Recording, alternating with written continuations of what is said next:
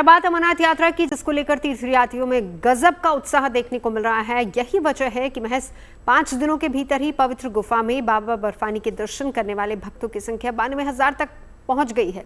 यात्रा श्रद्धा और उत्साह का प्रतीक है, जिसमें अब स्वच्छता भी जुड़ गई है। प्रशासन का जोर इस बात पर है कि 38 दिनों तक चलने वाली यात्रा प्रदूषण मुक्त हो।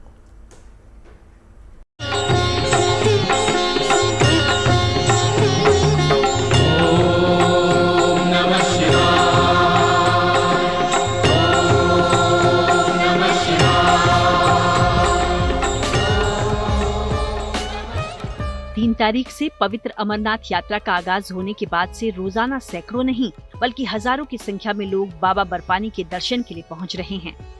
बाबा के ये भक्त देश के अलग अलग हिस्सों से आ रहे हैं, जो ये बताता है कि इस पवित्र यात्रा में लोगों की कितनी आस्था है।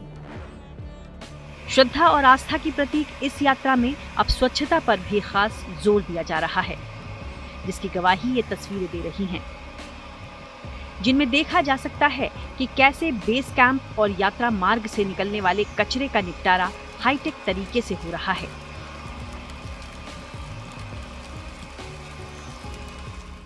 यहाँ पर आप देख सकते हो सेग्रीगेशन हो रही है। अभी जो भी ड्राई वेस्ट अपना यहाँ पर आ रहा है, उसको हम अलग अलग यहाँ पर सेग्रीगेट करते हैं। जैसे बोटल्स अलग, कार्डबोर्ड अलग, पॉलीथीन अलग, कागज़ अलग।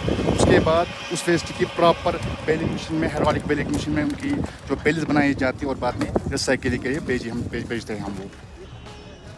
अमरनाथ यात्रा को प्रदूषण मुक्त बनाने के इस काम में इंदौर की एक संस्था अहम भूमिका निभा रही है। जानकारी के अनुसार जम्मू कश्मीर के डायरेक्टोरेट ऑफ रूरल सैनिटेशन की ओर से ये काम इंदौर की एक एनजीओ को सौंपा गया है, जो पहाड़ों और घाटियों की सफाई के लिए जम्मू और कश्मीर के युवाओं के साथ मिलकर इस मिशन को कामयाब बनाने में जुटी है। इस बार यात्रा मार्ग पर करीब 550 टन कचरा निकलने का अनुमान है, जिसमें मुख्य ध्यान प्लास्टिक की बॉटल्स और पाउच पर है। सर, ये अपनी बेलिंग मशीन है। जो भी फिर ड्राई वेस्ट आता है, जैसे ये बोटल्स आते हैं, कार्डबोर्ड आता है, पॉलीथीन आते हैं और कोई वेस्ट आता है, उसको बाद इसमें हम डंप करके फिर इसको हाइड्रोलिक प्रेशर से उसको कंप्रेस करके छोटी छोटी बेल्स बनाते हैं, लगभग जो कि 80-90 की जैसे करीब एक बेल बन जाती है। उसके बाद उसकी स्ट्रिपिंग होती है, यहाँ से स्ट्रिप बंद हो जाती है यहाँ से।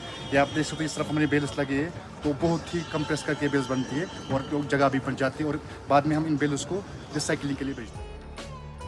इस पवित्र यात्रा को प्रदूषण मुक्त बनाने के लिए श्रद्धालुओं को न सिर्फ जागरूक किया जा रहा है, बल्कि प्रशासन की ओर से कपड़ों के थैलों को बेस कैंप से लेकर पवित्र गुफा तक भी बांटा जा रहा है, ताकि सिंगल यूज प्लास्टिक का इस्तेमाल कम से कम रहे। श्रीनगर से अशरफ वानी के साथ bureau report, good news today.